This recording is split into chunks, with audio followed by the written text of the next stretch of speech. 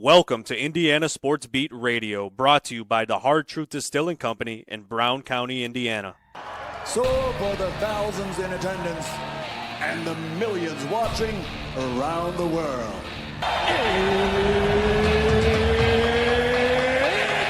Time! Three on the way. Oh! It went in! It went in! And Indiana wins the ball game!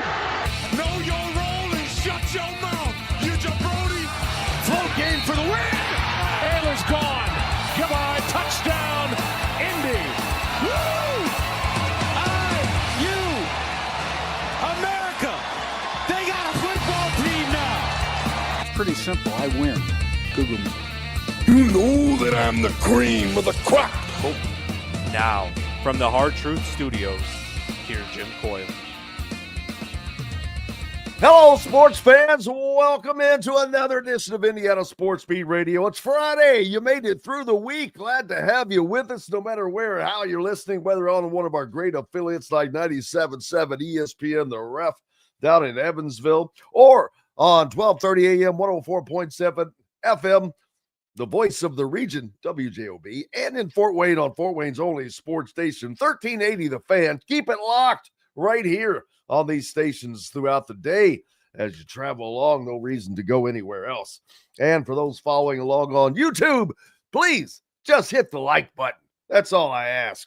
You don't have to subscribe if you don't want. Just hit that like button. That is immensely favorable for us. Appreciate you. Looking forward to chatting it up with Todd and Leary on this day as the Boilermakers come to town on Sunday in Indiana with one final chance to make a run to stay in contention for a spot in the NCAA tournament. As unlikely as it may sound or may be, it's still a possibility. And then there's the Big Ten tournament that will roll in after that. So there's more basketball to play, man. And that's not going to change as everyone is looking towards the coaching change, replacement, whatever. That information is not coming anytime soon.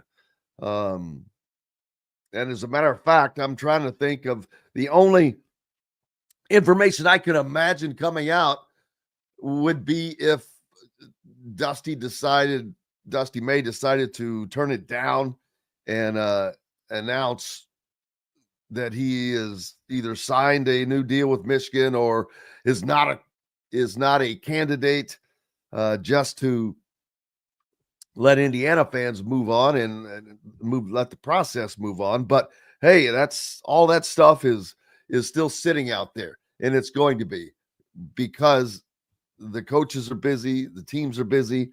It's a weird time to do that, but it's when it happens. So just gonna have to wait. Looking forward to talking about the Big Ten and SEC. They were meeting to decide world dominance, to challenge the Klingons for world supremacy. No, I'm sorry. They met just to decide the college football playoff trajectory and some things like that. We'll talk about that as well as the ranking system most likely to change before the 2-year contract is up, which is very surprising. I had already said numerous times nothing was going to change throughout this first 2 years because that's what we were always told, that it couldn't change. It's funny how things change when they need to. It's amazing. You remember when schedules, oh my God, well, this schedule's made 10 years in advance. We can't change that. Then all of a sudden they need new schedules. Oh, boom, let's pump one out. Oh, that one didn't work. Let's pump another one out. It's amazing what can get done if it actually has to get done. So the ranking system most likely going to be changed. That's not surprising. It's something that we all thought. But the peeps in charge, they saw it as well. That did not work out well. As a matter of fact, an example shown was that Oregon, after their bye, they would have, instead of playing Ohio State, would have played the winner of Indiana-Boise State, of which Indiana would have played at home. So very possibly it was going to be Indiana. And that would not have been at Oregon. It would have been at a neutral site. I would have been very interested to see that. Very interested. I would have been very interested to see how things played out, period, differently. Not saying that it would have changed the eventual outcome. Ohio State was looking pretty strong. I think it may have changed a few things along the way is all. That's it. But the good news is it's probably heading in the direction it needs to head to. There are going to be multiple teams, most likely, looking for a head coach next season, in not just Indiana. Iowa probably in that going to be in that market, as well as potentially North Carolina. They're on the tournament bubble, so I don't know if that's going to matter for their situation or not, but we'll see. And you've got Kansas, who's not that Kansas is going to do anything with Bill Self. I mean, didn't he just sign a massive? I'm almost positive he signed like a massive extension a year ago, or right after they were pardoned from their or found not guilty in their cheating scandal. But yeah, it's going to be a wild time for college basketball on that mark, but it always is, and that's what makes it fun. That's why we love it like we do. And can't wait. Big Ten tournament, not that far off, man. Teams fighting to stay in contention there because 3 teams will not make it. Speaking of the Big Ten, not last night, but yeah, it was last night. Northwestern just destroyed Ohio State at Ohio State, 70-49. Mind-boggling. Oh, and shout out to the women. Speaking of Ohio State, one of the best women's teams in the country, only had 3 losses coming into Simon Scott Assembly Hall last night, and the Indiana women just put it on them. Was able to watch a lot of that game, and man, they opened up a lead, kept it, and throughout the third quarter, Ohio State kind of started to move in, got kind of close, but Indiana just pulled back away, and they ended up winning by 18 or 20. That's a solid win there. You want to talk about a resume builder? That's a quality win. Definitely a quality win. But yeah, Northwestern, big win last night. USC cannot get it done at Maryland, which would have been a tough chore. 88-71 was the final there. Now, coming up, the only game on the docket tonight, Michigan State at Michigan. Lots of great games this weekend. Oregon at Wisconsin. Penn State's at Minnesota. That's not one of the great ones. Washington at Iowa. That's not one of the great ones. But ironically, those 4 teams are all fighting to make it into the Big Ten tournament. Illinois taking on the Duke Blue Devils in an 8:00 prime time matchup tomorrow. And of course, on Sunday, Purdue at Indiana. It's a 1:30 CBS affair. Later that day from Los Angeles, Ohio State will take on UCLA. And USC is at Rutgers. So, lots going on and plenty to talk about.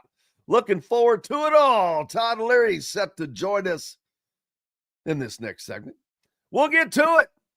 Back with more Indiana Sports Beat Radio right after these messages. At Ben Davis Chevrolet and Ben Davis Ford in Auburn, we're your one-stop shop for all of your automotive needs. We have the area's best selection of over 300 vehicles, including new cars, trucks, vans, and SUVs. Plus a huge selection of pre-owned vehicles in stock. And if we don't have what you're looking for, we'll find it for you. We also have top-of-the-line service and parts, plus a collision repair center, and we're competitively priced on everything. For sales, service, collision, parts, and more, we do it all. Come see us today or visit us online at BenDavisChevrolet.com and BenDavisFord.com.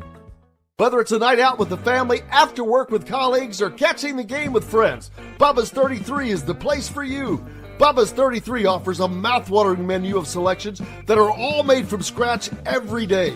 The portions are big, but the prices are small. And with over 50 big screen TVs, you'll never miss the big game. Bubba's 33, pizza, burgers, beer. If you're looking for a new home in the Indianapolis area, you need Cheryl Sizemore from Brick and Ivy Realty. Cheryl Sizemore has over 2 decades of experience, and that could be the difference in getting the home you want in today's tough housing market. Reach out to Cheryl at CherylSizemoreSells@gmail.com or 317-701-0838. That's 317-701-0838. Let Cheryl Sizemore sell or find your new home today.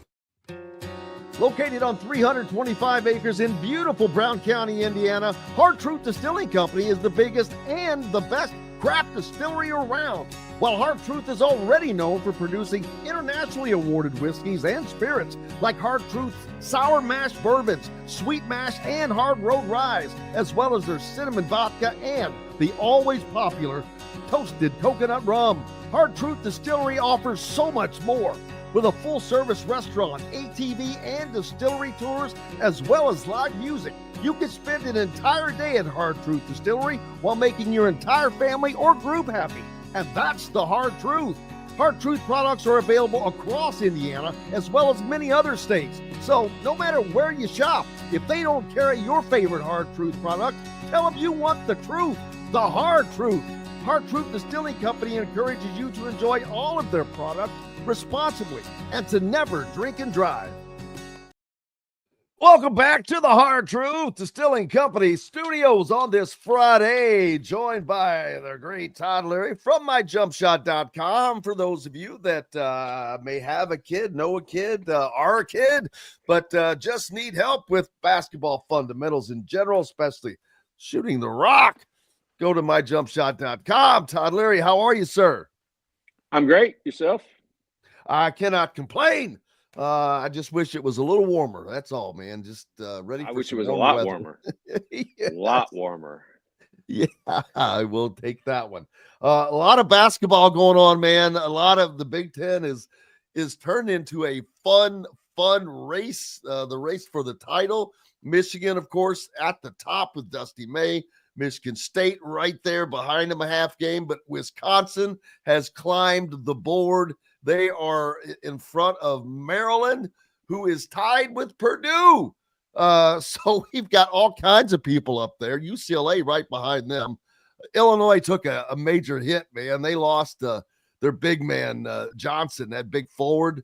They had a heck of a trio going between Jokashanis and Ivisic and Johnson. He was a beast underneath, but broke his wrist. And so that's gonna hurt Illinois. And they take on Duke Saturday. Yeah, that's a big loss. He's a guy that I think has contributed a lot more than they expected him to this year. But yeah, he was a big part. He was a great rebounder, played limited minutes, but was so efficient in the time he was in there. So yeah, that's definitely going to hurt Illinois. This league is just, if we could go back and look at where it was like week 2, week 3, week 4, like it changes so much every week. It's crazy.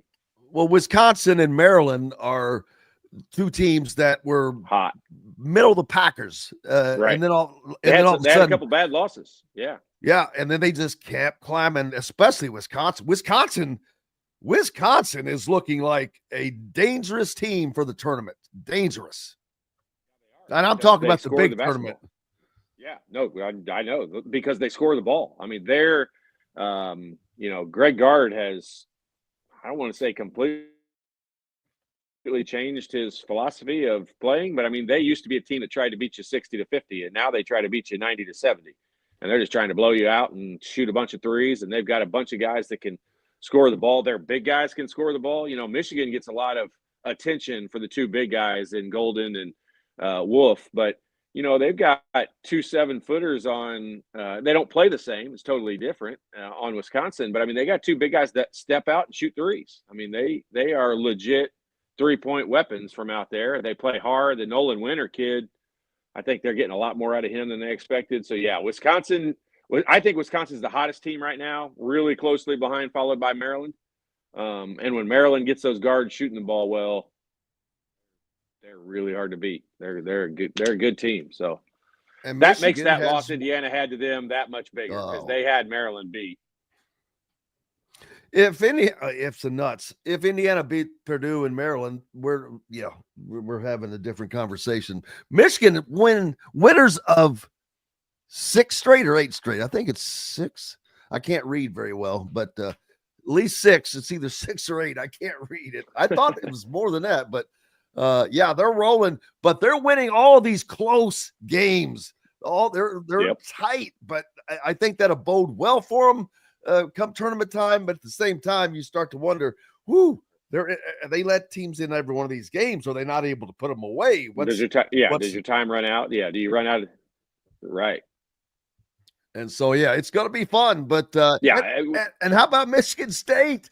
The team that we saw not play well, especially against like Indiana. And then they bounce back and go get an improbable win. You're like, wow. So they're playing stronger, but them in Michigan, they're going to, they have to play a big game tonight. Boom, tonight. And then they have to play again. Yeah. So that's going to be, the only game, I think, in the Big Ten tonight, is it? I think I just said that. I can't remember. So, but that'll be a fun one to watch. That's at Michigan, I believe. Yeah, I think tonight's at Michigan. I could be wrong, but I think tonight's at Michigan. But yeah, it's the league is just crazy. Like, some of the teams that were on the top at the beginning, I really thought Purdue was in a great position. They had put themselves in a really good position, and with their schedule they had left, I thought they were set up pretty well. But they've hit a couple bumps lately, and so they're struggling. And coming in here to Bloomington on Sunday, I hate when Indiana ends up being teams get right games. So I just hope these guys can defend home court and not let Purdue get back on track here in Assembly Hall. Ohio State is a team that I don't know how they've got these great metrics somehow, but boy, did they just take a bad, gnarly loss at home to Northwestern. They pummeled them 70-49, 49 points. That's we've seen teams score that in a half this year.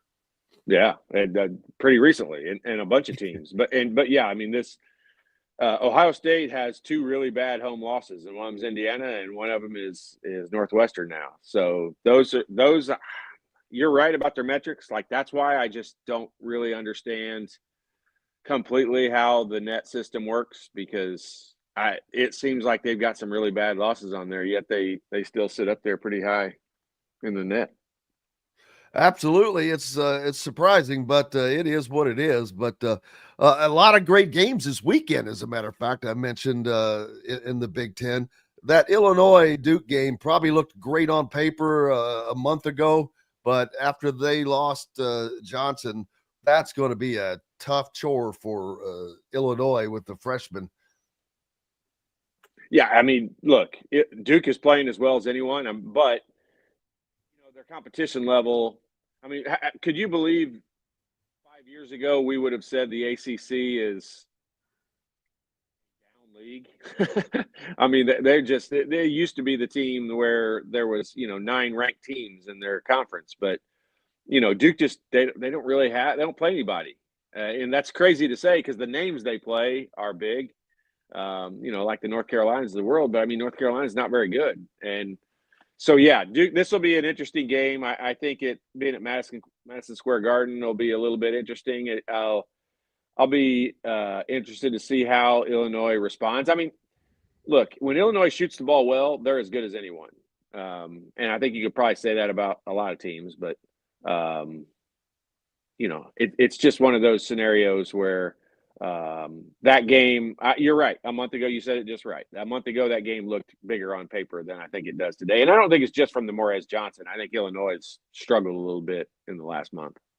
Yeah, they have. Yokashanis is a great freshman, but not always consistency there. And Ivisic, and that they seem to have a little bit of a drop off from there. They don't have other guys that really chip in when those guys are down.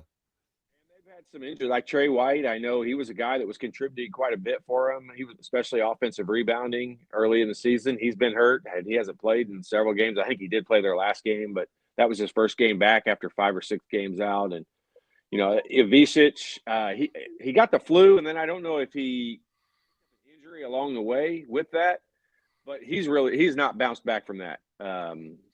He's struggled a little bit, and I think it's kind of that first year thing that you're talking about. And they've, JK has not been consistent, played like a freshman. Some games he looks great, some games he looks like a freshman. So, yeah, they've struggled a bit, but I still think at the end of the year, when it gets down to the NCAA tournament time, I think Illinois is going to be up there as one of those teams nobody wants to play. They're going to pop in. They're going to pop into the NCAA tournament now as a 6 or 7 seed, probably based on their record, unless they go win the Big Ten tournament. And that's a rough game for some 1 or 2 seed to have to play in the second round. And Michigan, that was someone just pointed it out. I didn't even really realize that. They win that game tonight. They have, I don't want to say they've sewn it up the Big Ten title, because they have to play Michigan State yet one more time. And I haven't looked at their schedule, but it's getting close to where I think they would only have 4 games remaining, and it's going to get tough to lose that, but possible. Yeah, I mean, look, with this league, Minnesota just went out and swept California out there. I mean, wins at USC and UCLA. So, I mean, this league is crazy, as is the SEC, and it's just college basketball now is a little different, and there's not those, this league is one of those. It's cliche to say, anybody can beat anybody, but this year I think that is much more true than any other year I can remember. Definitely. I mean, there's still parity. The parity in this league is still there. For sure. Michigan has just won these close games.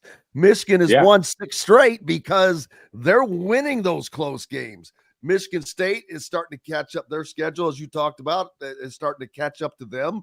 And then Wisconsin has just been on a tear, as has Maryland. Wisconsin can catch Michigan. That's the thing. If Michigan slips up against Michigan State in one of these 2, or even 2, both of them, who knows? And I don't know who else they play in these last few games of consequence. Don't have their schedule pulled up just as quickly as I'd like to, but Wisconsin can catch Michigan. I don't think that Purdue can. They already have 5 losses.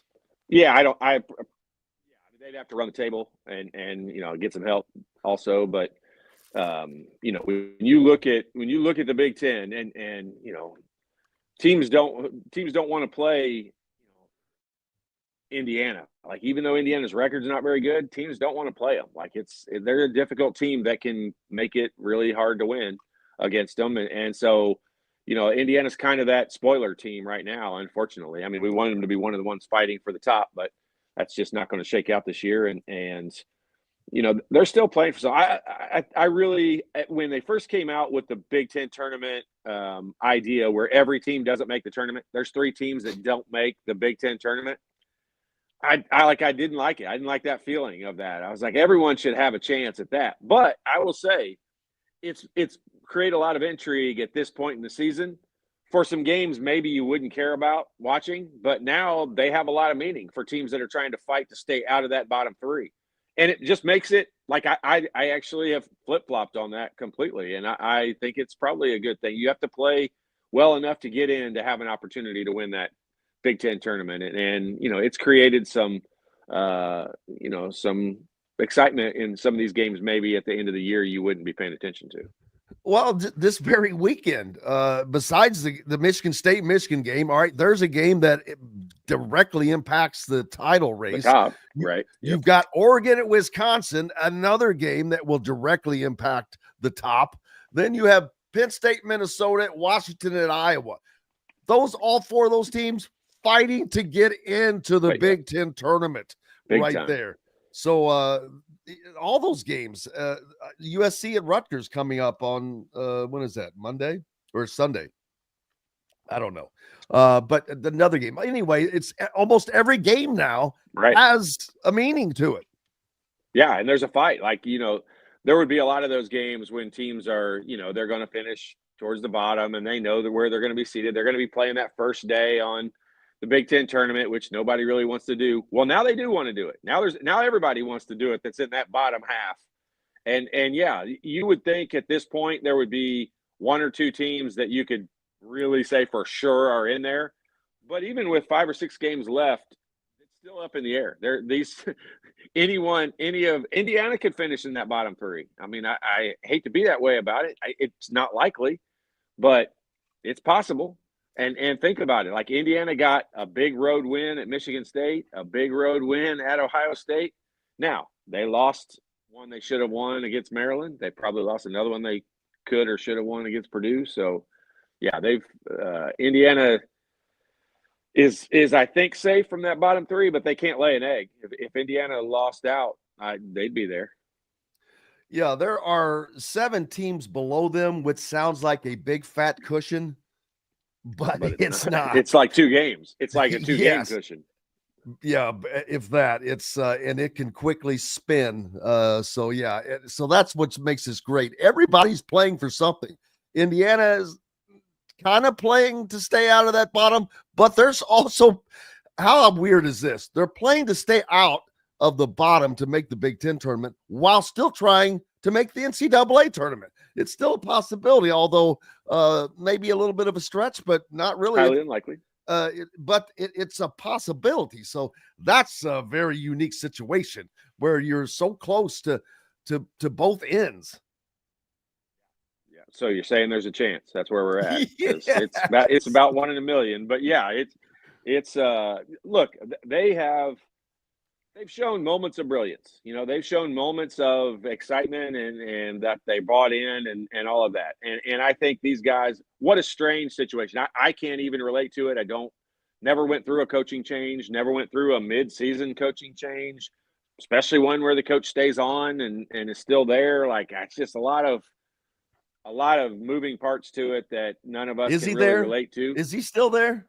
Yeah, I mean, he's present. He's present. So yeah. I with Don Fisher, he's not. This is like a team, a coach going to take another job somewhere in football and still coaching the bowl game. Like, I have never been a fan of this. I don't like it. I don't know that there was a better scenario or solution, but maybe this is the way it had to play out. But it's odd. It's strange. And I don't even know what advice I would give the players in this scenario, because I never had been through something like this before. Yeah, because you don't know what's going on in the locker room. You don't know what's going on in the practice sessions, how that is, how much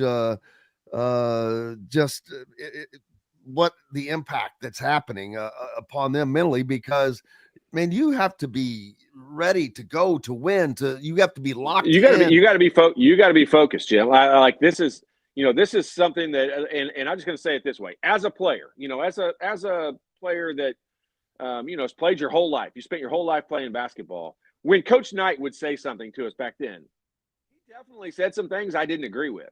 Like, he would tell us how we're going to handle switches, or how we're going to handle, a certain player and how we're going to play them. And I wouldn't necessarily have agreed with it, but I respected him enough, and he was obviously in control enough that if that's what he said we were going to do, that's what we were going to do. And you were 100% bought in. So if that's what he told you to do, you go do it. These players right now, if they question Mike Woodson, I'm not sure they give him that total respect. Maybe they do. I don't know. I've not been at practice. I'm not suggesting they don't. I'm just saying it's a little different. When your coach is on the way out, when the school doesn't have enough confidence in him that they're getting rid of him at the end of the year, do you listen to him quite as much, or do you maybe do things your own way? And I'm just saying that's a possibility. I know with Coach Knight, whatever he said was the law. We did it, and that was it. Yeah, but that's been a question all season long now, though, is what has been going on in there. And now, like you just said, you really wonder if that was a question before, then what the heck's it like now?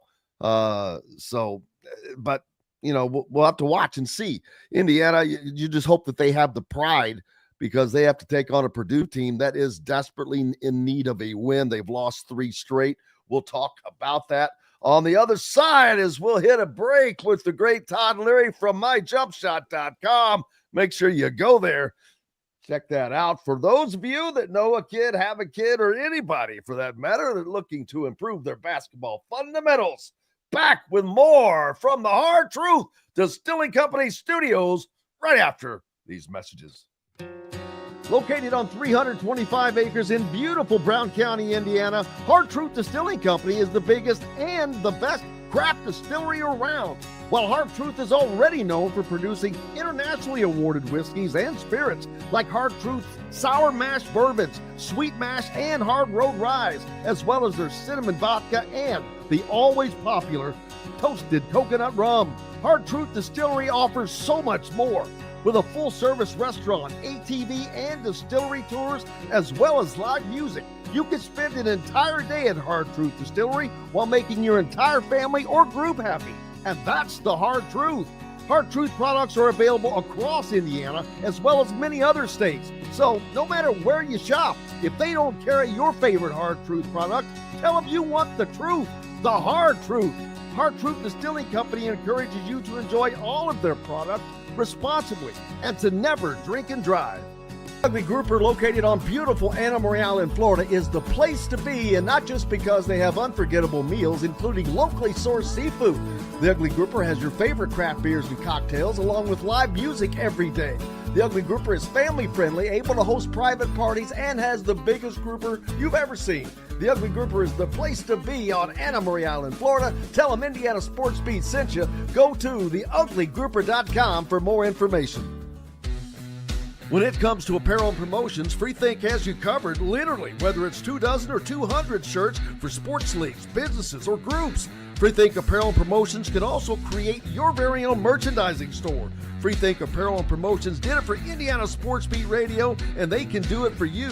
Whether it's screen printing, embroidery, digital printing, promotional products, vehicle wraps, or anything else under the promotional line. See what Freethink Apparel and Promotions can do for you at freethinkapparel.com. At Ben Davis Chevrolet and Ben Davis Ford in Auburn, we're your one-stop shop for all of your automotive needs. We have the area's best selection of over 300 vehicles, including new cars, trucks, vans, and SUVs. Plus a huge selection of pre-owned vehicles in stock. And if we don't have what you're looking for, we'll find it for you. We also have top-of-the-line service and parts, plus a collision repair center, and we're competitively priced on everything. For sales, service, collision, parts, and more, we do it all. Come see us today or visit us online at bendavischevrolet.com and bendavisford.com. Welcome back to the Hard Truth Distilling Company Studios on this Friday. Glad to have you along. Hope you're ready for the weekend. You made it through the week. Survived. It was a kind of a chilly one. It was cool. Short week. But Short week. that too. Looking for some good temperatures though soon, at least for a little bit. So looking forward to that. Yeah, that would be nice. Indiana taking on Purdue on Sunday in a big game for them. And, of course, in addition to that, you've got the coaching search going on, which I just said over and over, it's going to be weeks before you hear anything. The only thing, before you join us, I said the only thing that you could hear is if someone said, I'm not a candidate, like Brad Stevens did, just to get out of that. And the only person, well, not the only, but if Dusty May is going to turn it down, I think that if that is a decision he comes to sooner rather than later, he will do the generous thing and get that information to Scott Dolson so Scott Dolson can move on. But I would also imagine that an announcement, I don't know if an announcement would be made, or because where that would send, just that going out would send the Indiana fans into this frenzy of who's next, who's up, which that is the big question, because to me, it starts and ends with Dusty May, and it's going to be his to turn down. But if he were to turn it down, what is that first next call? I mean, exactly. I think it's the normal names. I think obviously, and I'll just like I don't have inside information. I'm just gonna say this is how I'm looking at it. If Dusty May doesn't sign an extension with Michigan before the end of the season, right, he's holding out for something. Because if I'm Michigan, and I could be wrong, maybe they're not going to offer it. Maybe they're not offering an extension. But if I'm Michigan right now, I'm going at him right now. Because I got first dibs. Like, they're allowed to talk to him right now, obviously, as an employee of the university. Like, I'm trying to extend him right now. And if that extension, there would be no reason to not sign that extension unless you had the smallest crack of maybe you might go somewhere else. And I think that's somewhere else for Dusty May. I think probably, there's only a small handful of schools that would be with what he's done at Michigan this quickly. I think, the Indiana job's probably the dream job. I think that, and don't know that, but given his location of growing up and what he did for Coach Knight and as a manager, I would assume that's a dream job. Don't know that. But if he doesn't sign an extension, I would say that's a sign. That's a good sign for Indiana fans. I don't think he really needs to make an announcement or do anything if he doesn't sign that extension. Michigan has to be trying to extend him. So I just leave that at that. Beyond that, I mean, I think Bruce Burrell's probably, is that crazy? Maybe. It might be. I mean, would you leave the situation he's created for himself and at Auburn? I mean, maybe, probably not, maybe. But I think he's definitely a guy that you talk to. I think the other names that we've all heard, Chris Beard and I think the McCollum guy at Drake is somebody that I really think that I don't even know if Dusty May was the number one candidate. I don't know that would be my only interview. Like I truly believe like I would try to interview 5 people. If they gave a list of football coaches last year that they were going to interview across the country, and one of those 5 names was Curt Cignetti, I don't think Indiana fans would have been sitting here going, "Oh, well, if they can get him, they have to sign him over all the other candidates." But look how that's worked out, and it's just the right fit. And I mean, he has pushed every right button that there is. I mean, I'm not going to beat that dead horse. We all agree what a successful season Curt Cignetti had in year 1 in Indiana football. I think that only came from Scott Dolson and Pam Whitten sat down across from him. He wowed them to the point where they walked out of that meeting and said, that has to be our next football coach.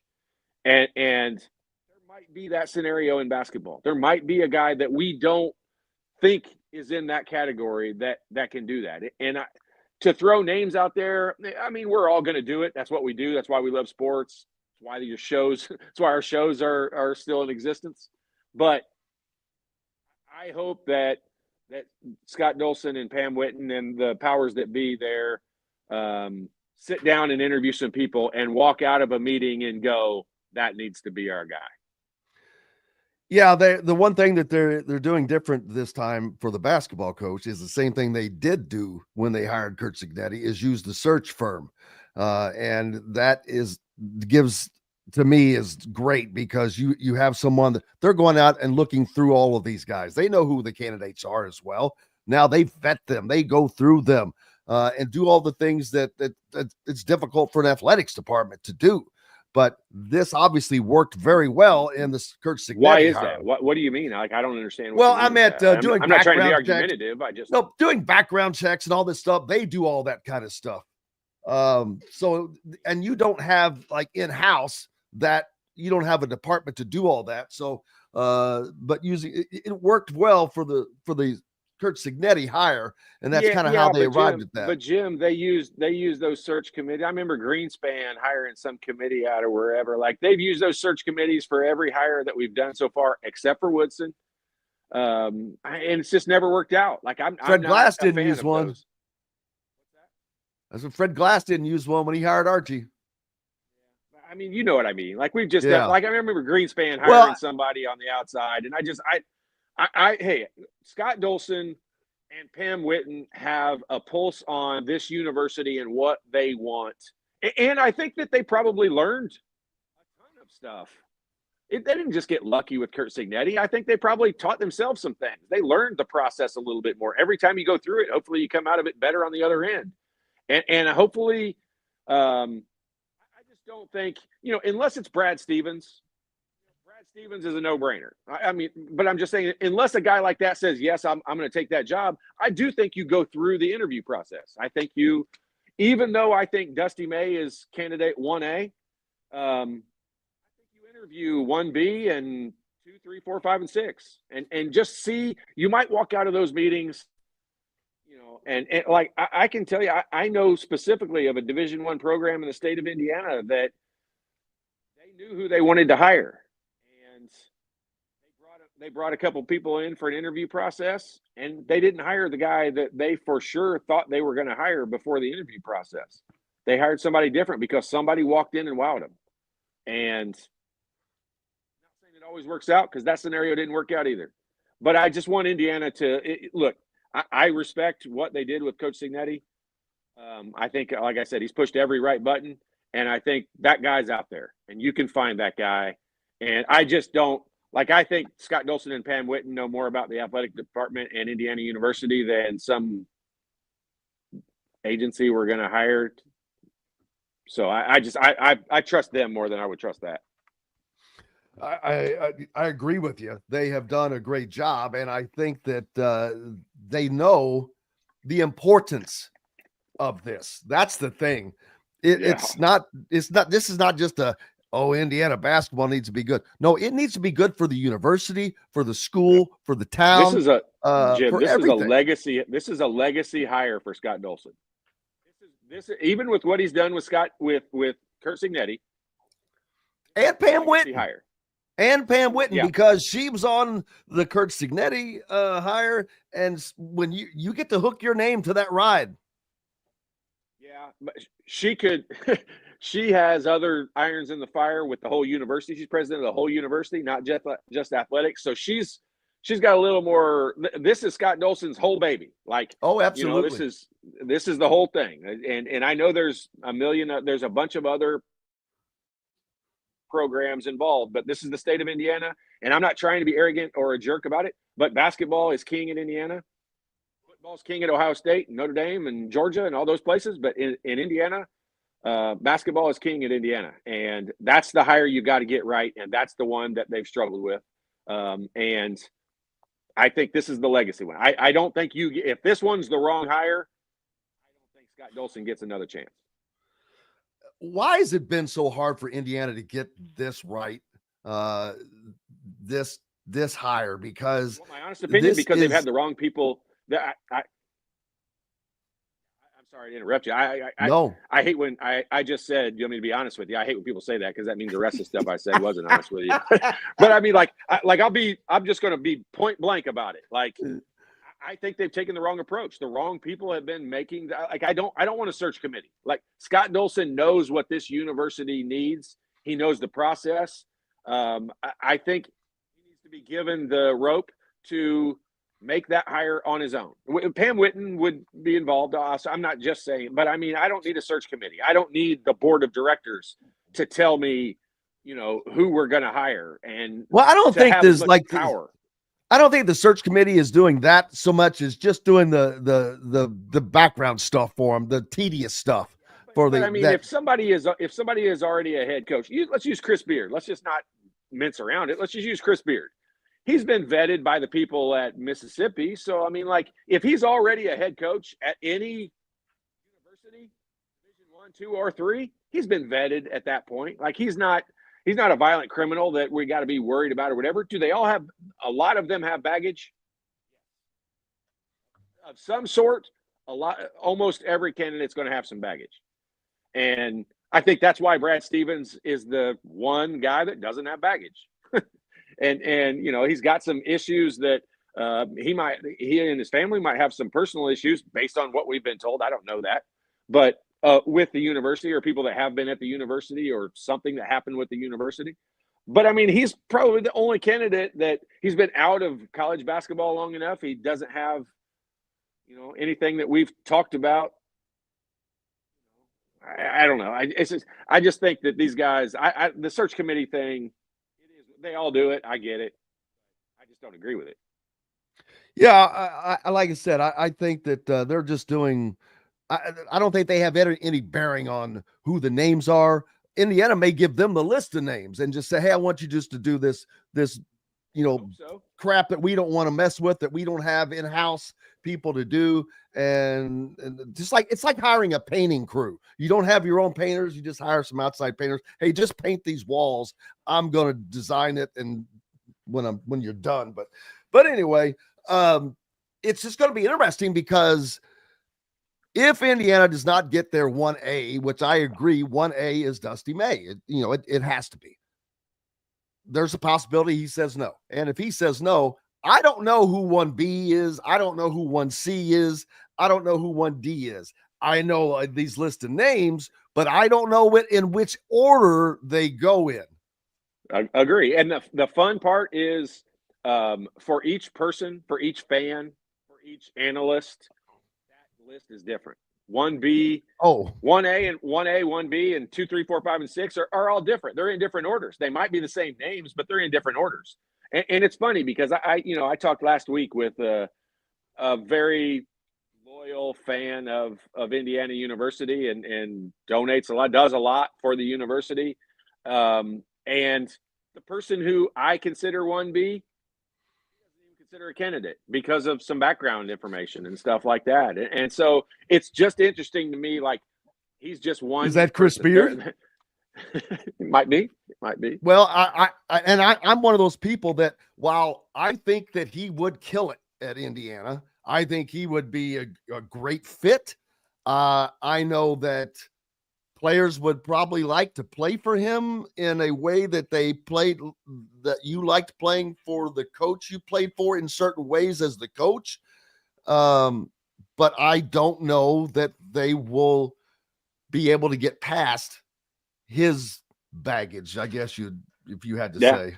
I mean, I get it. I get what you're saying. And I hate that. And it argument. Sucks because the whole thing is make Indiana basketball great again. Well, boy, it seems like it's a very easy solution. Well, you get Dusty. Oh, you didn't get Dusty? Okay, well, you get Chris Beard. It seems like a very easy solution. Unfortunately, it is not that simple. Well, I think it goes back to what I said a little while ago about Scott Dolson, and this is the legacy hire for Scott Dolson. This one can't be wrong. Like, I don't think he'll get another opportunity if this one's wrong. And so is he willing to put all of his weight behind someone that if there was another issue, let's just call it straight out. If there was another issue with Chris Beard, the obvious thing everyone nationally would say is, well, they should have known that to begin with. Look, he has a history of doing that. But then on the other side, there are people who change. There are people who grow. And I'm not the same person I was 10 years ago. And you're not either. And hopefully most people are improving and getting better. And so, I mean, do you give a guy a chance? Like those are the decisions that you have to weigh. And I honestly believe because of the size and the importance of the decision from Scott Dolson's perspective, because I think it's that important for his legacy as the athletic director at Indiana University, I think that those factors weigh bigger. I think you probably know I've been a Chris Beard advocate for like the last 10 years. Like I like his coaching style. He pays homage to Coach Knight on a regular basis, which, as an Indiana player that played for him, I appreciate. Not necessarily sure it puts him above anyone else in some people's eyes, but in mine, maybe it does. But I'll just say, like, I'm not the one, like, my reputation and my reputation and legacy as my job isn't dependent upon it, like it is for Scott Dolson. And I think Scott Dolson is in a position, this has to be the right hire. I think we said that last time. But this is factual. Like I'm not even kidding. I don't think if this one doesn't work out in the first 4 years of this coach being here, I don't think Scott Dolson gets to make that decision next time. Ironically, if you polled the fans, and I have, and I've seen another one, I think it would be shocking to people who haven't how far the difference in Chris Beard and Dusty May. the desired by fans. Chris Beard is a kind of a runaway leader in that category of that's who the everyday fans, that's who they want. They're tired of losing. They're tired of not seeing discipline on the basketball floor. They're tired of not seeing disciplined games, losing games because you're not disciplined, because you're not prepared, just because. And they know that there are coaches out there. Now, the one thing that I keep seeing people, well, you got to get an alpha coach. You got to have an alpha coach. Dusty's not alpha enough. And I'm like, okay, well, I'm not sure I even know what that means anymore. How do you know what's going on behind practice walls? How do you know? Yep. Just because he doesn't cuss on TV, because he doesn't throw water bottles? I'm like, look, he freaking wins. He wins. He's won. He's won at two different places. He's about to do the unthinkable and take a crappy Michigan program that was in the dumpster and win the Big Ten with them. How hard is and if he wins the Big Ten, does that make it harder for him to leave Michigan? Well, I mean, think about it this way from a Dusty May perspective. If he had done, and he's getting accolades and national attention for what he's doing at Michigan, but just imagine this as an Indiana fan. If he had done this at Indiana, if Indiana had hired him a year ago and he had come in here in year one, built a new roster and won the Big Ten or fought to win the Big Ten in year one, he would already have a statue built outside the arena for him. Now, Jim, that to me is why I do think there's a strong likelihood if he's offered the job, he takes it. Because they're not building any statues in Michigan. They're going to be very excited and happy that their basketball program is good. And at the end of the day, they can't wait till the spring football game. And then they can't wait for football season to come around. And that is the life forever. And I will tell you this, there might be some coaches that is what they want. They can hide behind, let's just say this. When you're at Georgia, if you have a mediocre year as a basketball team at Georgia, that's probably considered a win. Yeah. Because this is not entirely true. They don't really care. Like, I'm going to say they don't care. Because it's a football school. End of the day, it's a football school. And, I think that some coaches wouldn't mind hiding behind that, layer of expectations. But at Indiana, it's different. And if he had done what he did at Michigan this year at Indiana right now, I'm telling you, they would already be considering him one of the best of all time. And, they'd be talking about it. They'd be extending him until year 2075 right now. And he would have done that because he would have brought Vladislav Golden with him. He would have brought a couple of the other players with him. And he would have had resources that he did not even have. Agree. So there's totally that. Agree. And that's why I think this job, that's why I think if he's offered it, he's definitely going to be offered. He's having at Michigan. I don't see how he turns it down, to be honest with you. We shall see. What's up next for you, brother? No, just excited to watch some basketball all weekend long. Yeah, a lot of it, plenty of it. You got some warm weather coming, just not here yet, man. Nobody's been. Usually the Indiana Purdue weekend, I'd be so excited. It's a Sunday game, like you'd be so nervous for it all weekend. Well, at least unfortunately, the game in West Lafayette should have given some hope. So maybe we'll see. Sure. Man, somebody send some get well packages to Todd, people. He's down. He's down. We got to get him back up. Today. Yep. Hey, brother, appreciate you as always. Have yourself a great weekend.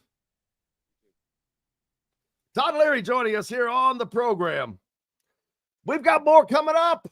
Zach Osterman will join us on the backside of this break from the Hard Truth Distilling Company Studios. Located on 325 acres in beautiful Brown County, Indiana, Hard Truth Distilling Company is the biggest and the best craft distillery around. While Hard Truth is already known for producing internationally awarded whiskeys and spirits like Hard Truth Sour Mash Bourbons, Sweet Mash, and Hard Road Ryes, as well as their cinnamon vodka and the always popular Toasted Coconut Rum. Hard Truth Distillery offers so much more. with a full-service restaurant, ATV, and distillery tours, as well as live music. You can spend an entire day at Hard Truth Distillery while making your entire family or group happy. And that's the Hard Truth. Hard Truth products are available across Indiana as well as many other states. So no matter where you shop, if they don't carry your favorite Hard Truth product, tell them you want the truth, the Hard Truth. Hard Truth Distilling Company encourages you to enjoy all of their products responsibly and to never drink and drive. If you're looking for a new home in the Indianapolis area, you need Cheryl Sizemore from Brick and Ivy Realty. Cheryl Sizemore has over 2 decades of experience, and that could be the difference in getting the home you want in today's tough housing market. Reach out to Cheryl at CherylSizemoreSells@gmail.com or 317-701-0838. That's 317-701-0838. Let Cheryl Sizemore sell or find your new home today. Whether it's a night out with the family, after work with colleagues, or catching the game with friends, Bubba's 33 is the place for you. Bubba's 33 offers a mouthwatering menu of selections that are all made from scratch every day.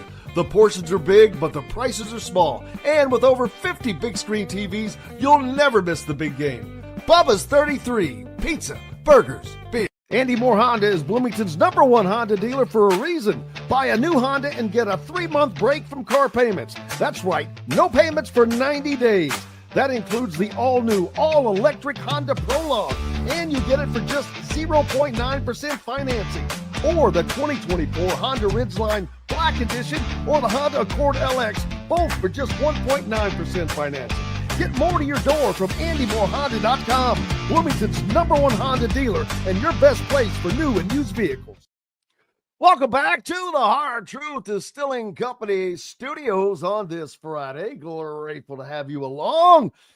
Appreciate you, no matter where and how you're listening. If you are following along on YouTube, make sure you hit the like button for us, please. We appreciate it. I'm not even going to ask you to subscribe. Who cares about that? Just hit the like button. 4 more weeks of speculating. Exactly. It's like Groundhog Day, man. The AD came out and saw his shadow. So at least 4 weeks, probably. That's the thing, because of where the time of year, like I keep saying, everybody's busy. Everybody's working. Everybody's under contract. You don't want your guy, the head of one of your biggest divisions, if you're a company, the head of that division, you don't want him talking to another company in the busiest time of your year. So that's where we are. And he says he still thinks Scott Drew is a sneaky pick. Nobody is really talking about him because he turned down Kentucky last year. Sounds like there's more intrigue on his end about IU. Why is that? Why does it sound like there's more intrigue? I've not really seen anything. I'm not doubting you. I'm just asking you. I haven't seen anything. But ironic that you say that, because I was thinking the same thing yesterday, that Scott Drew's name has just been quiet on this deal. And he's very attainable from a financial standpoint. He fits into that bucket that everybody else does. But who's not? There are some guys you eliminate, like Todd Golden. Let's see, TJ Ossenberger. I think he's got an extraordinarily high buyout, so he's off the table. Mick Cronin is, stretching it, but the thing about this is, if it's not Dusty May, or even if it is Dusty May, there's no coach that's going to be hired now, and whether it is Dusty or it's Chris Beard, that there will not be a faction of fans that are disappointed, because every name that comes out, somebody says no to this guy, no to that guy, no. But the funny thing is, when people go off on like Rick Pitino and names like that, Rick Pitino is not coming to Indiana. First of all, he wouldn't come to Indiana.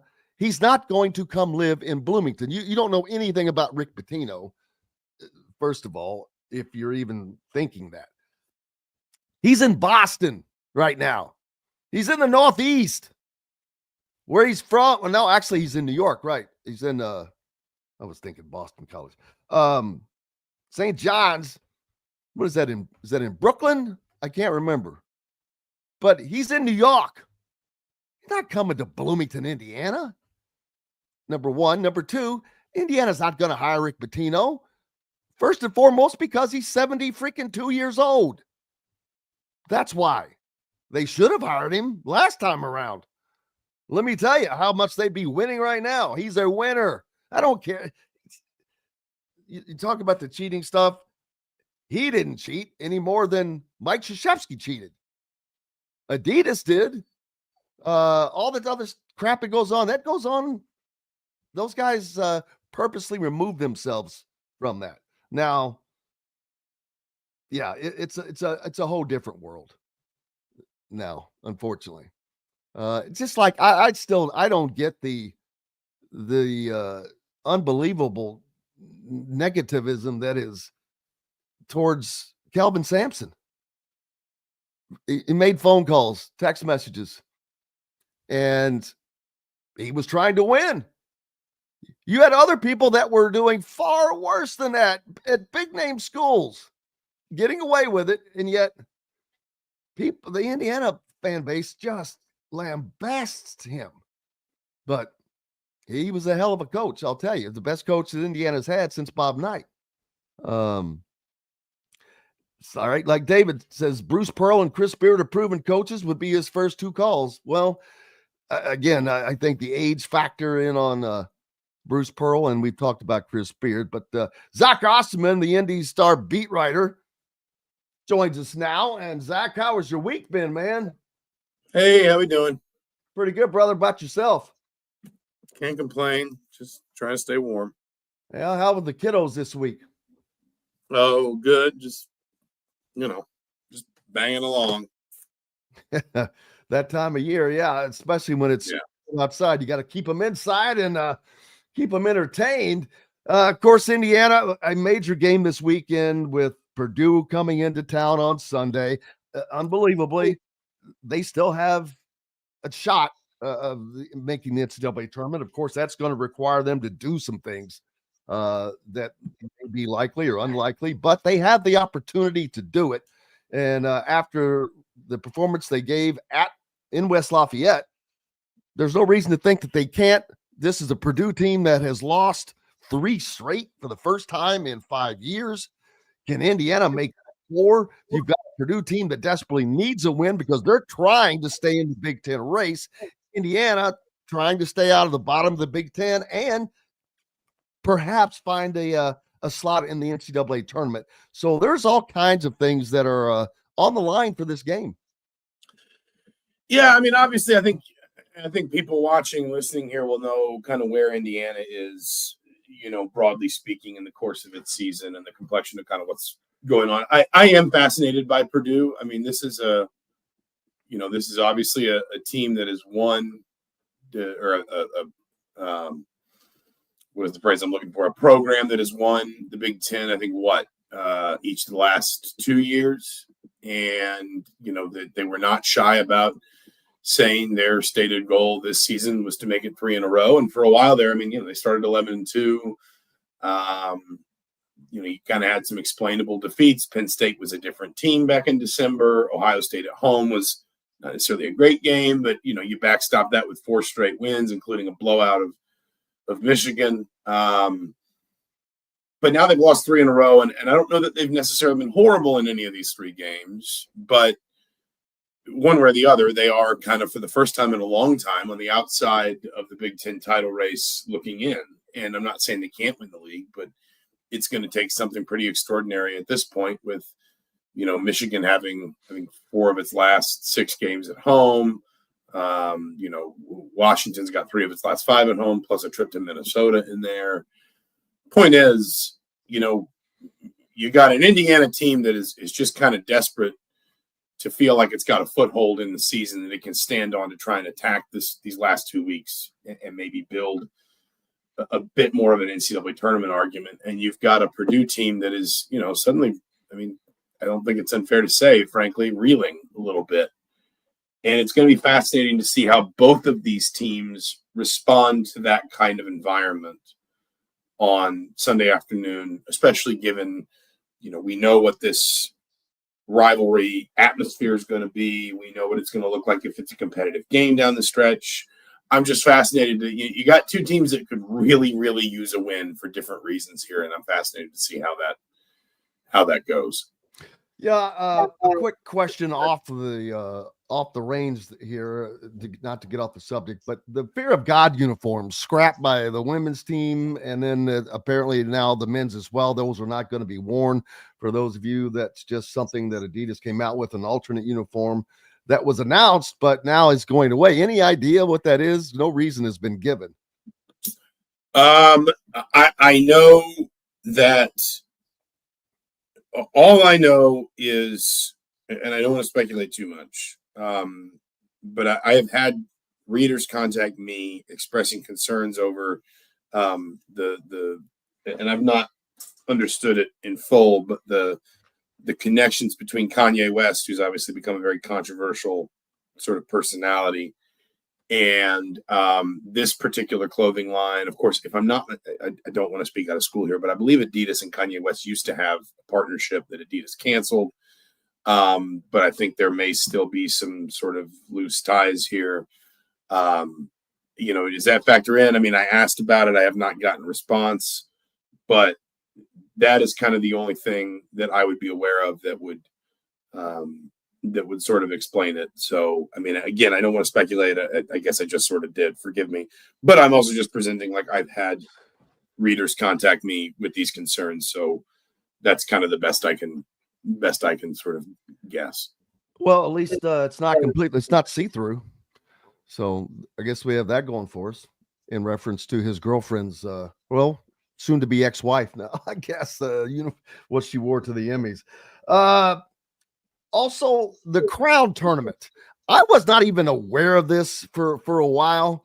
And the Crown Tournament, for those of you that have been listening for the last couple of days, 16 teams that do not make the NCAA tournament from the Big Ten, the Big East, and the Big 12 will play in Las Vegas in a tournament that is kind of not replacing, but in lieu of the NIT. But this has been a partnership with Fox and AEG, I believe.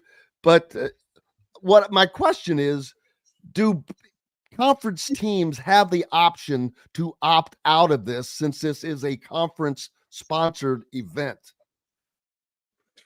Yeah, I have talked to people about this. It's the last I checked, no one's really clear, because there are some, as you talked about there. It's a Fox specific thing, and obviously Fox wields a substantial amount of a sort of influence with all three of those conferences, but the Big Ten being the most sort of powerful one.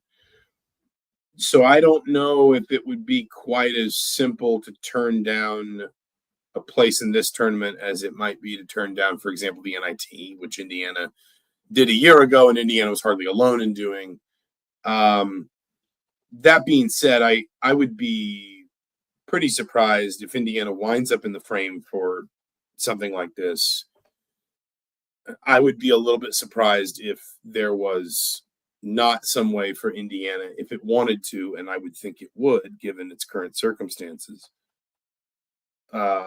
be able to sort of maneuver out of participating in some just for this year, and basically just saying, hey, listen, we've got obviously more sort of pressing short and long-term concerns here that we got to try and go attack. We just can't,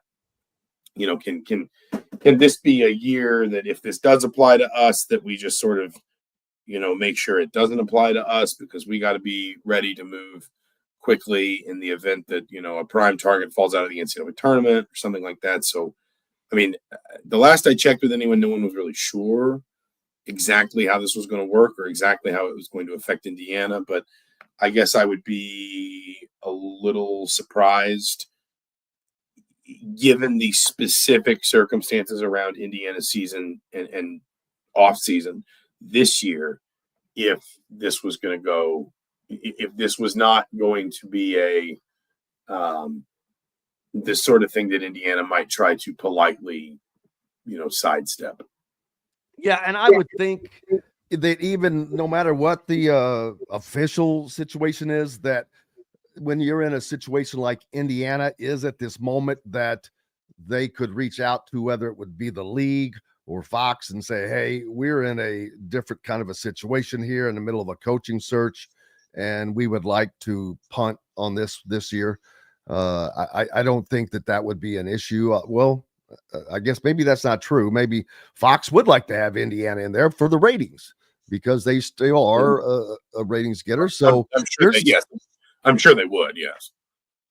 So yeah, I still think that they would bite the bullet and say, yeah, okay, because the importance of the school, the program, and all that comes first, and continuing on the season in a tournament like that, I don't know how much there is to gain from that, how much the players would be locked in.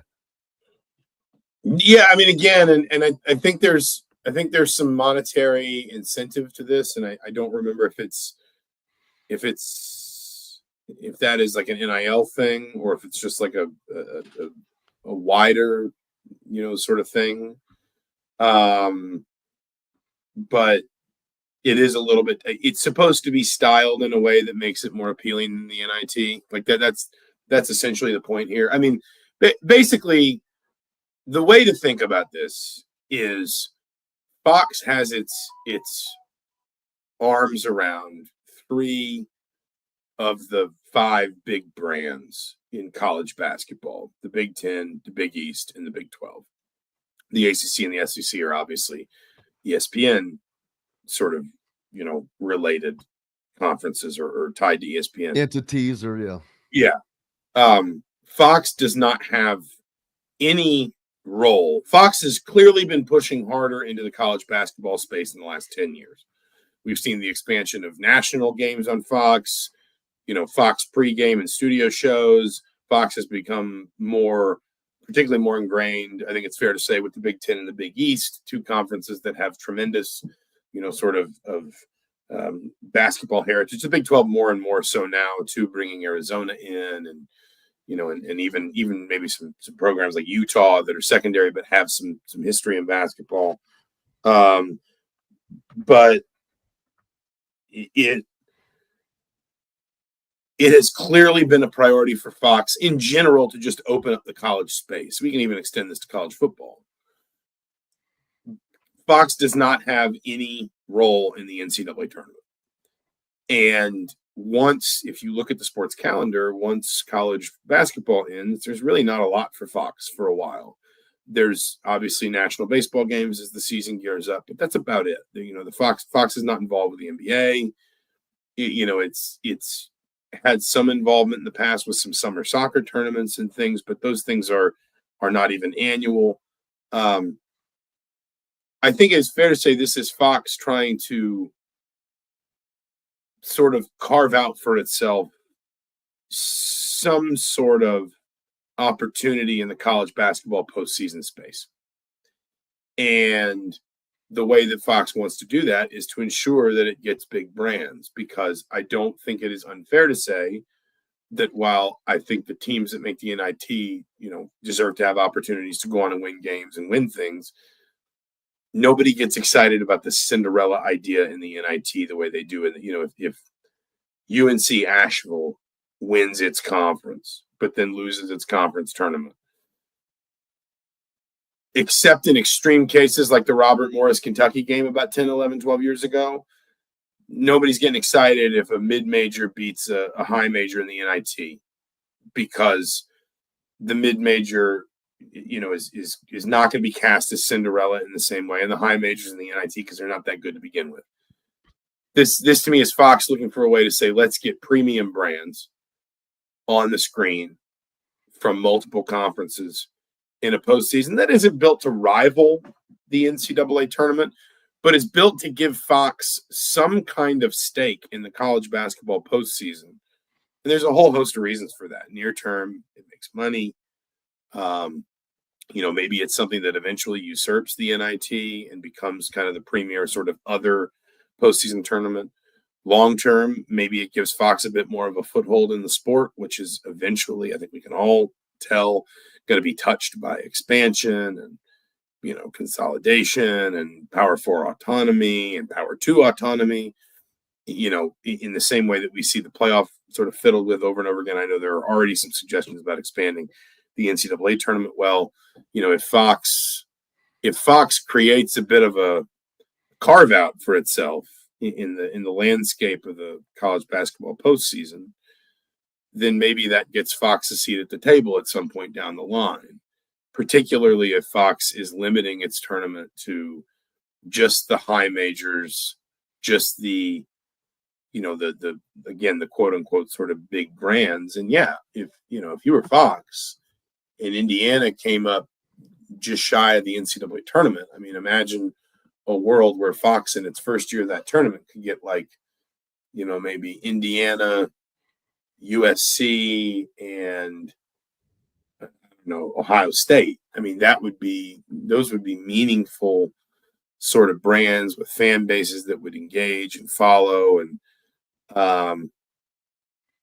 it would be a big deal. But I just think that from Indiana's perspective this year, I don't see how that benefits IU at all, if that makes sense. Absolutely.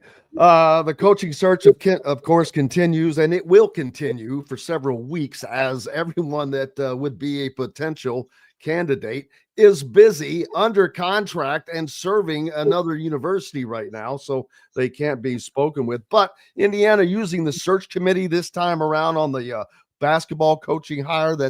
When's the last time? It's been a while since they've done that. Todd mentioned Clarence Doniger, so I guess you have to go back to then. I don't think that they've done that much in the last couple. But you mean a search firm? Yes. What did I say? Indiana's engaged a search firm somewhat consistently. I'm almost certain they did when they hired Archie Miller.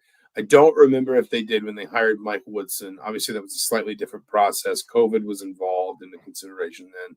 They did engage Turnkey when they hired Curt Cignetti. So, I mean, broadly speaking, it's not a new thing for Indiana to engage a search firm, an outside firm. I'm not talking about a committee. I'm talking about an outside firm. Right. Pardon me if I said that. That was a that has been pretty consistently common for Indiana, particularly its bigger coaching searches. I think the smaller ones, like when Indiana hires a women's soccer coach, things like that, you're not necessarily going to go, pay Turnkey's fat fee for that. But I think that the bigger searches are or have been pretty consistently involving search firms in the last several years. And just for the search firm is not necessarily coming up with candidates, right? It is more about vetting candidates, more about finding things that the university may not have the ability to do, just the minutia of things that goes along with that. Am I correct in that? Or do they also offer up suggestions on potential candidates? Well, they can do a lot of different things. So they can number one, help you revise your own thinking. And, I think Scott Dolson's process in hiring Curt Cignetti, I think is going to wind up being very instructive in his process in hiring whoever replaces Mike Woodson. And that one happened very fast too. Well, but what you found out after the fact was that in the weeks before he fired Tom Allen, anticipating the possibility that might be the eventual outcome of that season, Dolson asked a group of people he trusted sort of within the department to do a forensic analysis of Indiana's last 25 or 30 years in football and say what worked when we were good. What were the common markers? What were the common threads? Then he asked them to look at some similar programs like Illinois, Kansas, Kentucky, I think either North Carolina or Duke, maybe both, and basically asked the same question. When these programs have been consistently competitive over a period of time in sort of the modern iteration of college football, what has worked? What has been consistent? Sort of almost like thinking about it with that old, sort of like the Moneyball way of thinking about what is it? What are the common threads that seem to bind all really good teams together? Well, one of the things in baseball is they get on base. Some teams do it by hitting home runs. Some teams do it by getting walks. Some teams do it, with singles and doubles. But most good offenses like the one constant is they all get on base. Dolson was looking for some of those same markers in his own program's recent history and in the recent history of like programs. That helped Indiana. Kind of build out an ideal profile that it could then talk with Turnkey about, and Turnkey could say, okay, well, let's, have you thought about this? Maybe we polish off you this idea is kind of vague. Can we polish it a little bit? And then Turnkey can take that back into the sort of the search pool, the candidate pool, and say, these are some people that we think fit what you're talking about here, that it might be worth talking to. The other thing search firms can do, the big one, and this isn't the only thing they do, but I think it's probably, if we're talking about their services in a search specifically, this one is probably the most valuable, is a search firm can create a layer of plausible deniability for everyone. So let's live in the world where Indiana, Turnkey and Indiana together refine this list of criteria. They find Curt Cignetti, the head coach at James Madison. He probably fits a lot of those. Maybe you should talk to him. And Indiana says, yeah, let's, that's not a bad idea. Well, what the search firm can do is the search firm can go to Cignetti's representation, to an agent or agents. Some coaches have multiple, and say, would your client be interested in discussing this job? And if the answer is no, then an AD never picked up a phone and a coach never took a call. And at the end of the process, everyone can say in complete faith, the only person I interviewed was this person. Or on the other side, I never interviewed for a single job.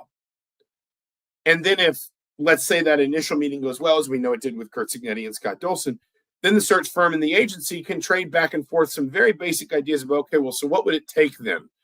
It seems like there's some good chemistry here. Seems like there's a connection. Maybe we should take this to the next step. Before we do, what kind of considerations would your man need? Years, dollars, staffing pool, resource commitments. And then everyone can kind of say, oh, well, then, we can't do that. We can't commit that. There's no need to go any further here. Or that sounds good. We think we can make that work. And then you basically can draw up almost like a group of candidates to say, well, this one has these pluses and these minuses, and it will, the overall sort of dollar figure to hire them will be this. And then this one is, this, and this one is this, and you can kind of select from a few. The search firm just helps you structure your search from front to back in a way that helps you move efficiently and often discreetly, so that when the time comes, nobody has to feel like they were ever anybody's second choice. Nobody has to feel like they were ever sort of dragged out into sort of the public domain for discussing something or just entertaining something very loosely, very briefly. Everyone can save some face. Everyone moves a little bit more efficiently through the process. And ideally, if you're Indiana, the process obviously yields results.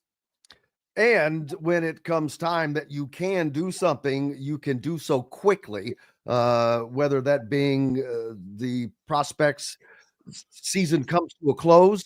You can do things within a few days of that once they have been able to make any contact with or have conversations with their end, whether it's their team, their institution, and that can move rather quickly, dependent upon when their season comes to a close.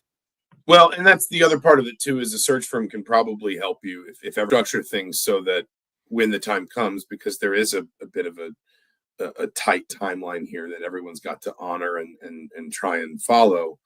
The search firm can help you set up the infrastructure or the apparatus so that when Coach A, who is your top target, and there's already been some discussion behind the scenes of money won't be a problem, resources won't be a problem. There's probably some alignment here in the way the coach and the AD and the university and the department are thinking about how to tackle the challenge of being more successful at basketball, that whenever that coach's season ends, everything can move more quickly. And you don't have to wait days and days to make certain contacts and try and set certain things up that you can,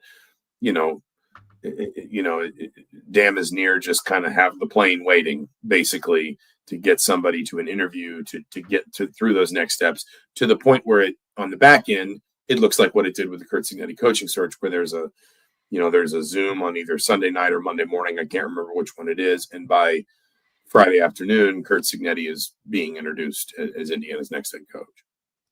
And the importance of getting this one right it cannot be overstated. But if that does happen, Scott Dolson is going to put himself squarely on the front of Indiana's Mount Rushmore of athletics, because he will have done the impossible and not returning Indiana basketball to a great place, which that's to me a matter of time of getting the right guy, but doing so along with having previously turned Indiana football, which was a breathing corpse, into a live, living, viable program that will be fighting for CFP spots. Yeah, I mean, it I don't know, like it's Indiana basketball. I've done it, and this is not necessarily answering exactly your question, forgive me, but Indiana, I have compared Indiana to I've compared basketball to other sort of experience, searches, program building experiences, whatever, that I've covered at Indiana. And I think that's dangerous because basketball will always be a little bit different here. Like it just always will be. It's in the DNA. It's in the DNA of the state and the people that grew up. There's I remember hearing a story after Kevin Wilson's second season as head coach. He went 4-8. Indiana, I think, lost 4 of those 8 games by like a combined 10 points. But there were some ugly losses in there. They couldn't stop Navy. They gave up a game-winning field goal in the last second to Ball State. And the prevailing sentiment that Wilson walked into his sort of postseason meeting with Fred Glass was like, I'm going to kind of get raked over the coals here because we're 2 years in and we're still building. And instead, Fred said, I see it. I see the progress. It's moving in the right direction. I'm happy with it. Just keep building.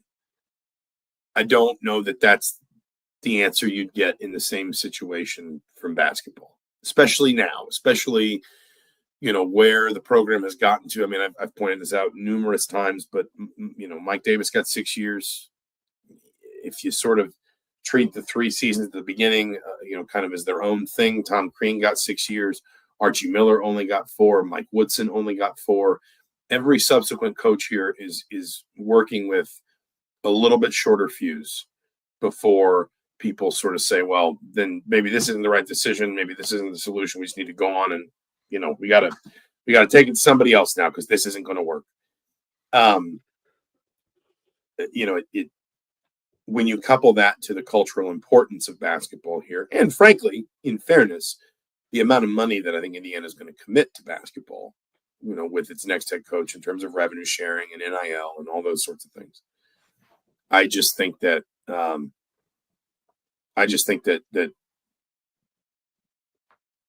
it is dangerous. Even saying this as someone who has done it a lot in the last couple of weeks, it is dangerous, I think, to compare IU basketball and the process that's going to lead IU to its next head basketball coach, whoever that is. And then also, frankly, the resources provided, the expectations attached, all those sorts of things to anything else, even to, Curt Cignetti. But listen, Curt Cignetti, I mean, the process that leads Indiana to Curt Cignetti specifically. But listen, all we have is the lived experiences, right? Like, I mean, that's the best we could do. So I say it's dangerous, but I'm going to keep doing it because I don't really have a better way of going about it. But,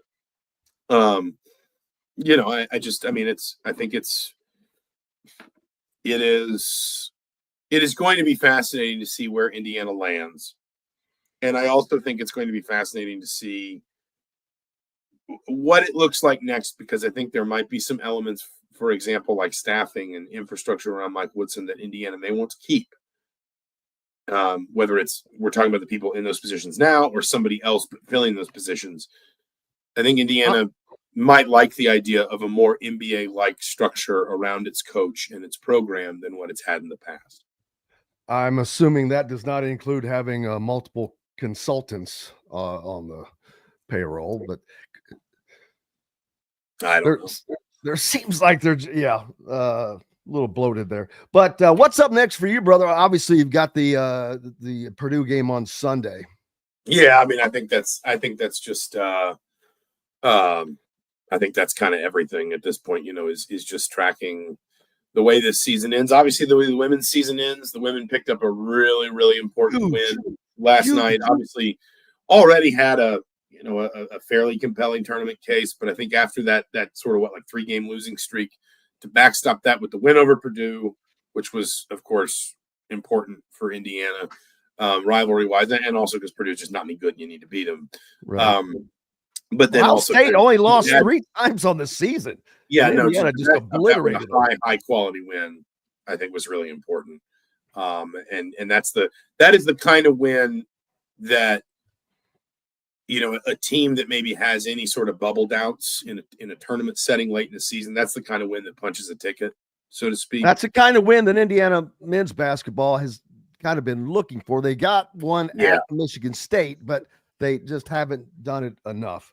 Zach Osterman, the insider for the Indy Star, on the IU Beat. Make sure you are giving him a follow, be a subscriber, keep local papers alive. Check out Zach's videos. He talks in depth about the search, and make sure you're giving him a follow. Appreciate you, brother, as always. Absolutely. Thanks for having me, Jim. Thank you, Zach. We'll see you on Sunday. Hey, we've got more coming up from the Hard Truth Distilling Company studios right after this break. Andy Moore Honda is Bloomington's #1 Honda dealer for a reason. Buy a new Honda and get a 3-month break from car payments. That's right, no payments for 90 days. That includes the all-new, all-electric Honda Prologue, and you get it for just 0.9% financing. Or the 2024 Honda Ridgeline Black Edition or the Honda Accord LX, both for just 1.9% financing. Get more to your door from AndyMooreHonda.com, Bloomington's #1 Honda dealer and your best place for new and used vehicles. Ugly Grouper, located on beautiful Anna Marie Island, Florida, is the place to be, and not just because they have unforgettable meals, including locally sourced seafood. The Ugly Grouper has your favorite craft beers and cocktails, along with live music every day. The Ugly Grouper is family-friendly, able to host private parties, and has the biggest grouper you've ever seen. The Ugly Grouper is the place to be on Anna Marie Island, Florida. Tell them Indiana Sports Beat sent you. Go to theuglygrouper.com for more information. When it comes to apparel and promotions, Freethink has you covered, literally, whether it's 24 or 200 shirts for sports leagues, businesses, or groups. Freethink Apparel and Promotions can also create your very own merchandising store. Freethink Apparel and Promotions did it for Indiana Sports Beat Radio, and they can do it for you. Whether it's screen printing, embroidery, digital printing, promotional products, vehicle wraps, or anything else under the promotional line. See what Freethink Apparel and Promotions can do for you at freethinkapparel.com. Located on 325 acres in beautiful Brown County, Indiana, Hard Truth Distilling Company is the biggest and the best craft distillery around. While Hard Truth is already known for producing internationally awarded whiskeys and spirits like Hard Truth's sour mash bourbons, sweet mash, and hard road ryes, as well as their cinnamon vodka and the always popular toasted coconut rum. Hard Truth Distillery offers so much more. With a full-service restaurant, ATV, and distillery tours, as well as live music, you can spend an entire day at Hard Truth Distillery while making your entire family or group happy. And that's the Hard Truth. Hard Truth products are available across Indiana, as well as many other states. So no matter where you shop, if they don't carry your favorite Hard Truth product, tell them you want the truth, the Hard Truth. Hard Truth Distilling Company encourages you to enjoy all of their products responsibly and to never drink and drive. Welcome back to the Hard Truth Distilling Company studios. Hey, make sure you visit Hard Truth over there in Nashville, Indiana. Great place to catch a game. Just go out for dinner, lunch. Great place to visit, especially when it starts to get warmer. Man, oh man, can't wait to go out there. Live music, got it all, man. They've got it all. It's been a fun day, and we're not done. We've got more to talk about. The Big Ten, the SEC. I didn't even get to talk about that with Zach, and I meant to. I could have gone on with him for a while, but the Big Ten and the SEC, I mentioned this earlier, met to take on the Klingons for world domination, all that good stuff. Just kidding. But they are the de facto El Presidentes of the college football playoffs. We're running stuff. That's what these two leagues are saying. We got this. Y'all just follow. And the ultimate for this is driven by Greg Sankey's overall desire to guarantee the SEC 4 spots in the college football playoffs, which I am not in favor of, because you are going to have years like you had last season. And if those spots are guaranteed, you're going to put a team in that I don't think is deserving. Now, was every team that was in it last year deserving? That's an argument that can go on, but that wasn't the big argument. The argument was the seeding. And that screwed everything up. I'm sure it sounded good on paper, but I'm not sure why they didn't figure that one out. But they do now. Now, there's no guarantee yet that is going to change, but they are in favor of it changing. And I mentioned this earlier, it used to be, this can't change until this agreement runs out, which is another year. And that's what we were told initially. But now all of a sudden, if they decide that they want to change it, they can change it. Schedule set, 10 years in advance. We need a new schedule? Okay, boom, here's a new one. That one didn't work. Let's put another one out. So things can be done if they want them to be done. There's no doubt to me that the college football playoffs are going to increase at least to 14, if not 16. Because if the SEC and Big Ten are taking up 8 spots, well, now you've only left currently 4 for everyone else. Independents, Big 12, ACC.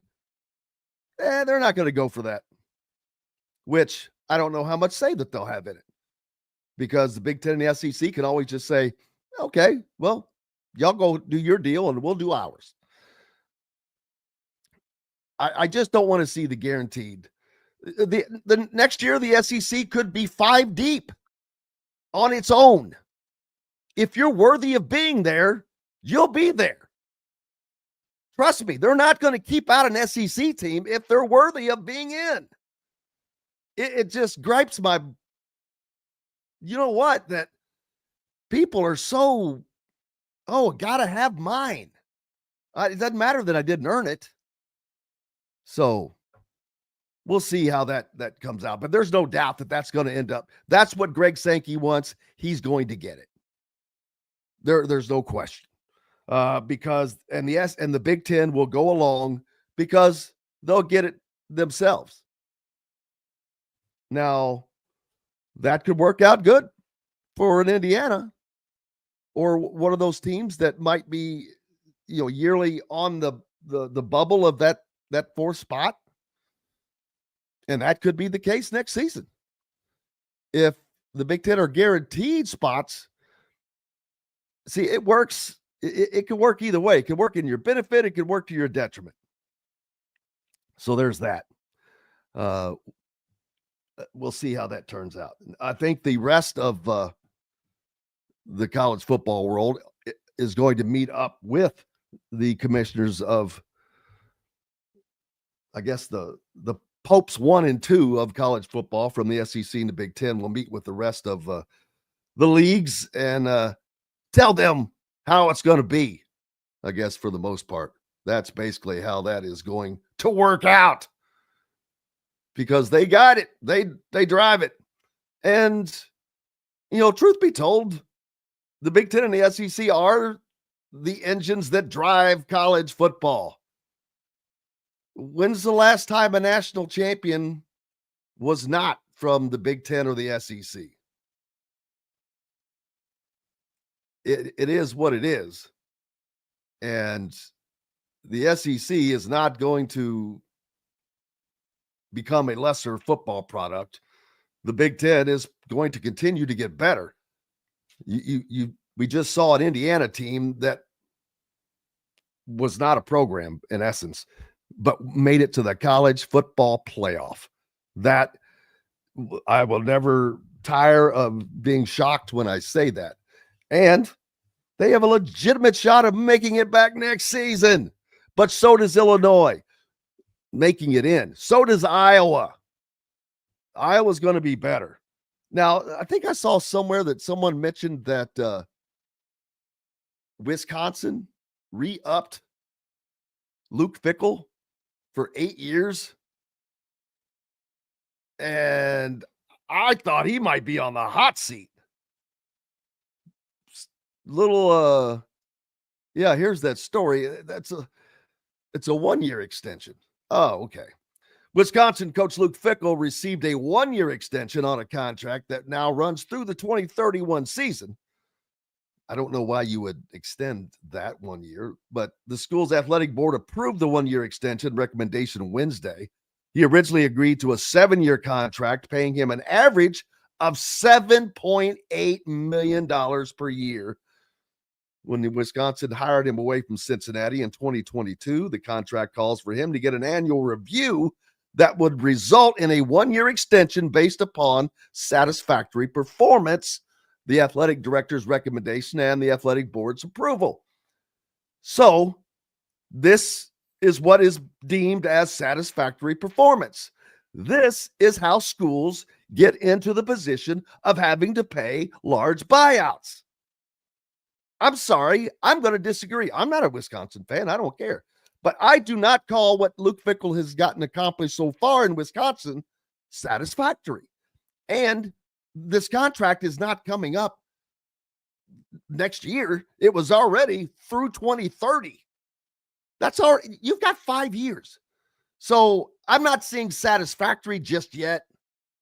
I'm punting personally, because now you've added another year. You've added another $8 million plus whatever goes along with that to the contract you would have to pay out. Why do that?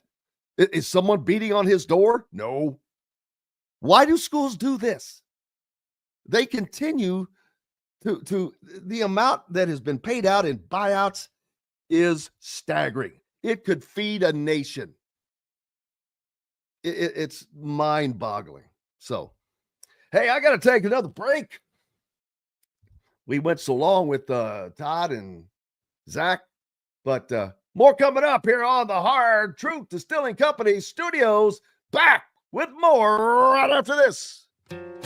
Located on 325 acres in beautiful Brown County, Indiana, Hard Truth Distilling Company is the biggest and the best craft distillery around. While Hard Truth is already known for producing internationally awarded whiskeys and spirits like Hard Truth Sour Mash Bourbons, Sweet Mash, and Hard Road Ryes, as well as their cinnamon vodka and the always popular Toasted Coconut Rum. Hard Truth Distillery offers so much more. With a full-service restaurant, ATV, and distillery tours, as well as live music, you can spend an entire day at Hard Truth Distillery while making your entire family or group happy. And that's the Hard Truth. Hard Truth products are available across Indiana as well as many other states. So no matter where you shop, if they don't carry your favorite Hard Truth product, tell them you want the truth, the Hard Truth. Hard Truth Distilling Company encourages you to enjoy all of their products responsibly and to never drink and drive. If you're looking for a new home in the Indianapolis area, you need Cheryl Sizemore from Brick and Ivy Realty. Cheryl Sizemore has over 2 decades of experience, and that could be the difference in getting the home you want in today's tough housing market. Reach out to Cheryl at CherylSizemoreSells@gmail.com or 317-701-0838. That's 317-701-0838. Let Cheryl Sizemore sell or find your new home today. Whether it's a night out with the family, after work, work with colleagues, or catching the game with friends, Bubba's 33 is the place for you. Bubba's 33 offers a mouthwatering menu of selections that are all made from scratch every day. The portions are big, but the prices are small. And with over 50 big screen TVs, you'll never miss the big game. Bubba's 33, pizza, burgers, beer. Andy Moore Honda is Bloomington's #1 Honda dealer for a reason. Buy a new Honda and get a 3-month break from car payments. That's right, no payments for 90 days. That includes the all-new, all-electric Honda Prologue, and you get it for just 0.9% financing.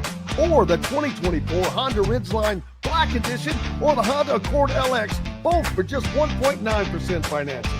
Get more to your door from AndyMooreHonda.com, Bloomington's #1 Honda dealer and your best place for new and used vehicles. Welcome back to the Hard Truth Distilling Company's studios on this Friday. You made it to the end of the week.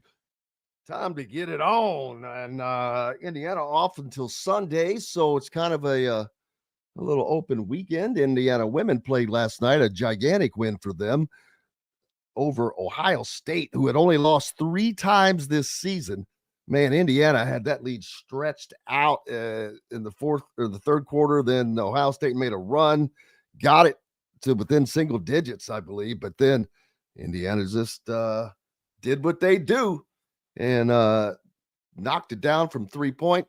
They scored on the inside, did a great job, and played really good defense. Started throwing the ball around a little bit in the fourth quarter, getting a little sloppy.